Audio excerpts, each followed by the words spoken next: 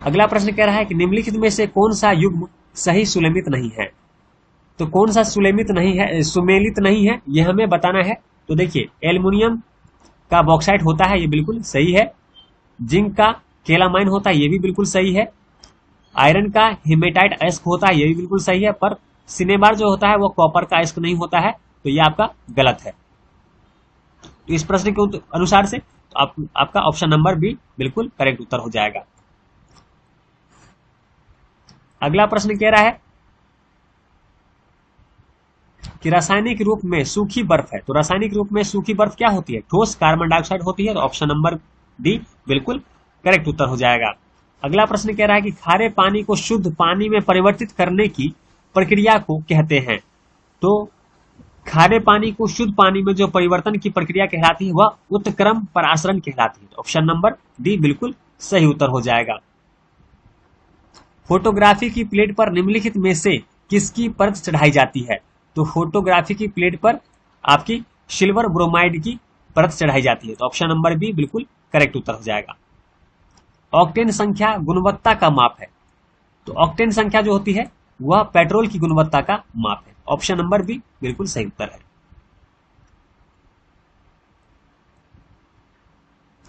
जैव विकास के संदर्भ में सांपों में अंगों का लोप होने को स्पष्ट किया जाता है। तो इसके लिए आपका जो ऑप्शन नंबर ए है बिल्कुल सही उत्तर है, अंगों का उपयोग तथा अनुपयोग किए जाने से।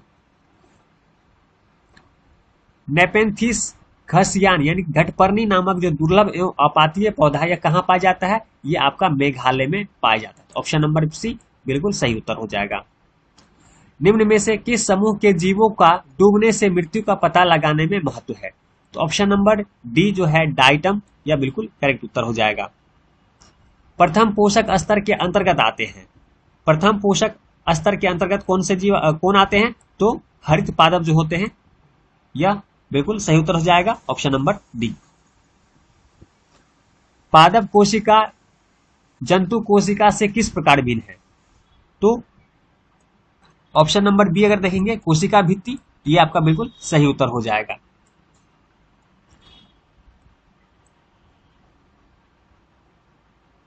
निम्नलिखित एसआई यूनिट में कौन सी सही सुमेलित नहीं है? यहां भी आपको कौन सा सही सुमेलित नहीं है यह बताना है। तो यहां देख सकते हैं कार्य का जूल होता है, बिल्कुल सही है ये।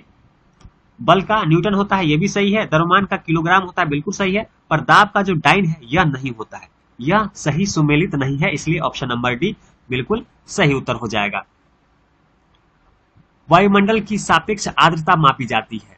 तो वायुमंडल की जो सापेक्ष आर्द्रता है यह आपका हाइग्रोमीटर से मापा जाता है। तो ऑप्शन नंबर बी बिल्कुल सही उत्तर है। रडार उपयोग में आते हैं। तो रडार उपयोग में क्यों आते हैं? तो ये रेडियो तरंगों द्वारा वस्तु की स्थिति ज्ञात करने में। ऑप्शन नंबर सी आपका क्या होगा? करेक्ट उत्तर हो जाएगा। Option number C. अगला प्रश्न कह रहा है कि पृथ्वी का गुरुत्वाकर्षण बल अचानक लुप्त हो जाता है तो निम्न में से कौन सा परिणाम होगा? अगर पृथ्वी का गुरुत्वाकर्षण बल अचानक लुप्त हो जाएगा तो क्या होगा? वस्तु का भार शून्य हो जाएगा, परंतु क्या होता है? द्रव्यमान तो वही रहेगा। इसलिए ऑप्शन नंबर ए बिल्कुल करेक्ट उत्तर हो जाएगा।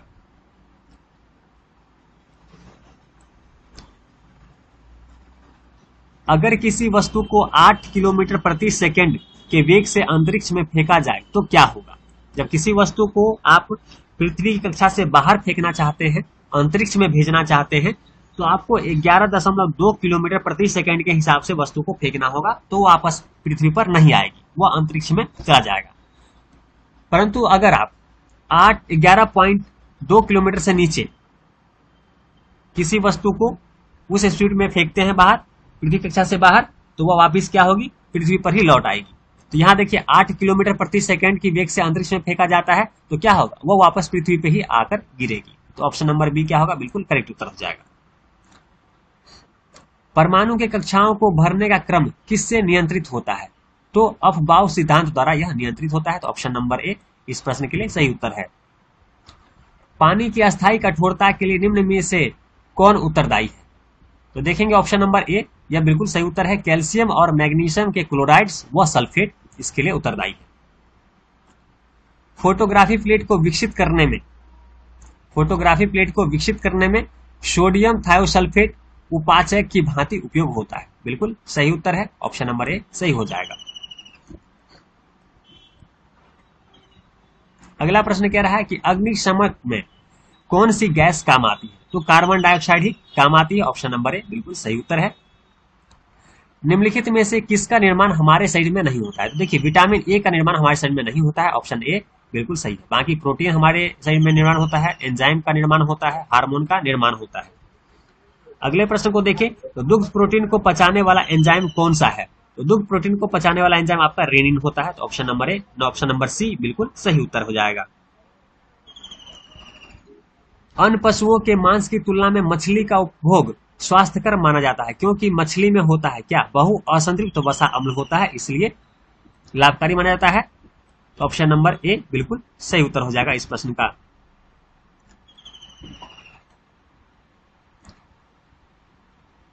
शरीर में निम्न में से कौन सा संक्रमण से हमारी रक्षा करता है? तो WBC जो होता है, व्हाइट ब्लड सेल, ये हमारे शरीर का संक्रमण से रक्षा करता है, तो ऑप्शन नंबर बी बिल्कुल सही उत्तर हो जाएगा।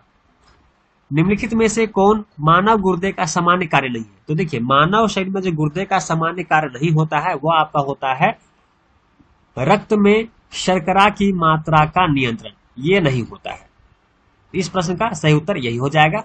बाकी गुर्दे के अगर काम की बात करें कि गुर्दा हमारे शरीर में क्या काम करता है, तो रक्त में जल की मात्रा को नियंत्रित करता है, यूरिया को छानकर बाहर करता है, कई हार्मोन का श्रवण करता है, तो ये सारी चीज होते हैं, इसका ध्यान रखेंगे। लोलक घड़ियां गर्मियों में सुस्त हो जाती है, क्यों सुस्त हो जाती है? क्योंकि लोलक की लंबाई बढ़ जाती है, ऑप्शन नंबर सी बिल्कुल करेक्ट उत्तर हो जाएगा। कटा हुआ हीरा जगमगाहट के साथ चमकता है, कटा हुआ हीरा जगमगाहट के साथ चमकता है, क्यों?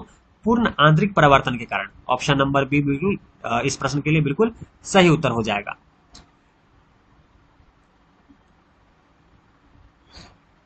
अगले प्रश्न को देखें कि आकाश नीला दिखाई पड़ता है, क्यों दिखाई पड़ता है? क्योंकि नीले प्रकाश का परिकिरण सबसे अधिक होता है, इसीलिए आकाश नीला दिखाई देता है, ऑप्शन नंबर ए बिल्कुल सही उत्तर हो जाएगा।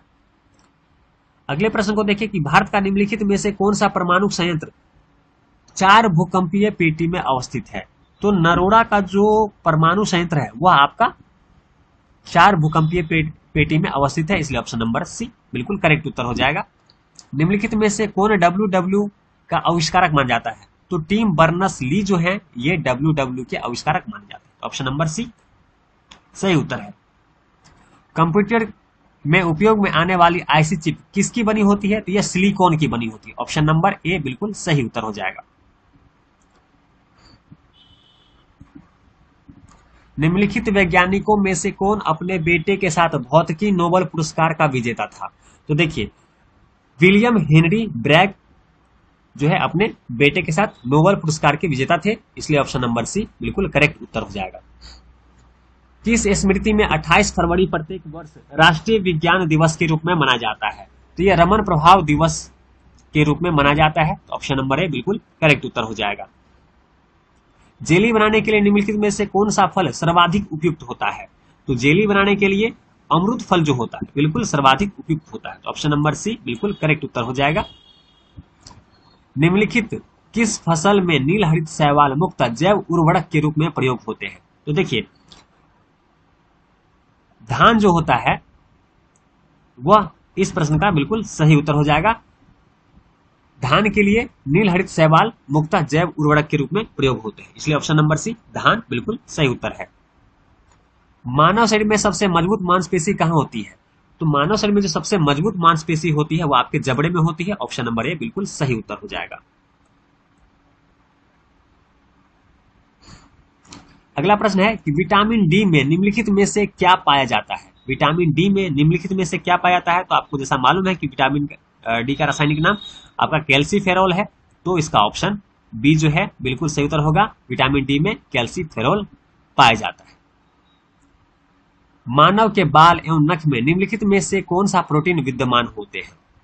तो ऑप्शन नंबर बी कीरेटिन, कीरेटिन बिल्कुल सही उत्तर हो जाएगा। मानव के बाल और नख में कीरेटिन नामक प्रोटीन होते हैं।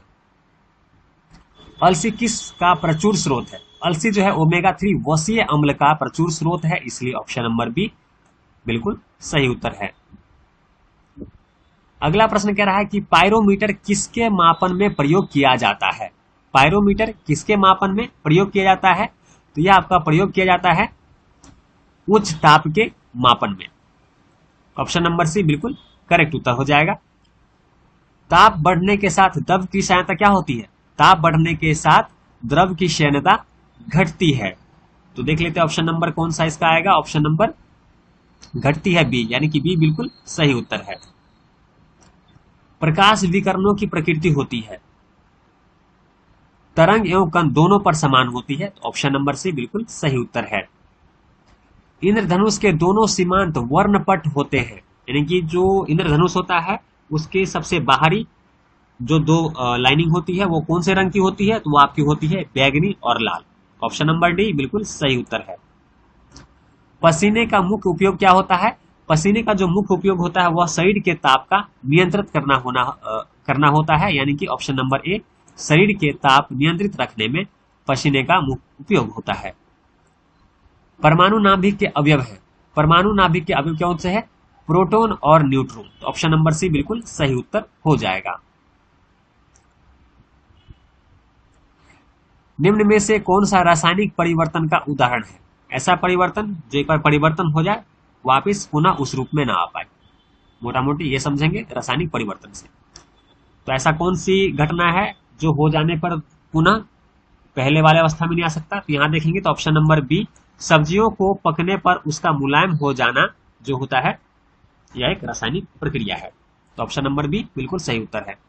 एल्युमिनियम बनाने के लिए कौन से मुख्य खनिज का उपयोग होता है, तो हमने पहले ही पढ़ा था बॉक्साइट। एस जो होता है वो किसका होता है, एल्युमिनियम का। तो बॉक्साइट से ही एल्युमिनियम बनेगा। तो ऑप्शन नंबर सी बिल्कुल सही उत्तर है। भारी मशीनों के उपयोग के लिए स्नेहक कौन सा होता है, तो ग्रेफाइट जो होता है भारी मशीनों के उपयोग के लिए स्नेहक का काम करता है। वनस्पति तेलों के हाइड्रोजनीकरण में निम्नलिखित में से किस उत्प्रेरक का प्रयोग किया जाता है, तो वनस्पति तेलों के हाइड्रोजनीकरण करने में जो है वह निकेल का प्रयोग उत्प्रेरक के रूप में होता है। ऑप्शन नंबर सी बिल्कुल सही उत्तर। आज के इस वीडियो में हमने 50 से अधिक प्रश्नों को पढ़ा और समझा है। अगर वीडियो आपको अच्छी लगती है, अगर आप चाहते हैं कि ऐसी वीडियो मैं आपके लिए और लेकर आऊं, तो वीडियो को लाइक कीजिएगा ताकि हम अधिक से अधिक वीडियो आपके लिए ला सके, ताकि आपकी तैयारी और बेहतर हो सके। ऐसी महत्वपूर्ण वीडियो के सीरीज अगले सीरीज में मिलते हैं। तब तक वीडियो को लाइक कीजिएगा, चैनल को सब्सक्राइब कीजिएगा ताकि आने वाली वीडियो का नोटिफिकेशन आपको मिलता रहे। चलिए मिलते हैं अगले वीडियो में, तब तक वीडियो देखने के लिए आपका धन्यवाद।